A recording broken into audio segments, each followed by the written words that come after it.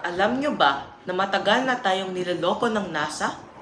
Tignan nyo ang sikat na blue marble photo noong 1972. Ayon sa Flat Earther Society, isa lang iyon sa mga real na larawan.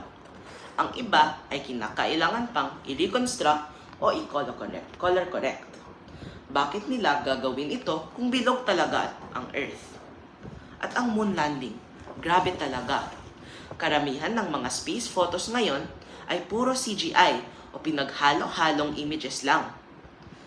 Bakit ba may shadow dito? No? Gravity.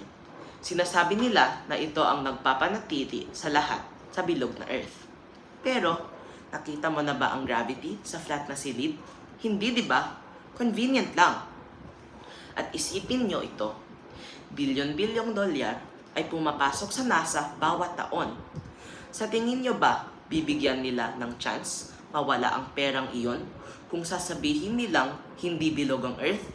Hindi. Trabaho nila ang panatilihin ang kwento ng bilog na mundo.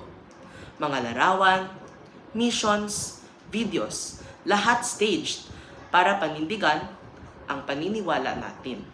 Ang katotohanan, baka nakatago lang sa likod ng Hollywood lights, green screens at CGI.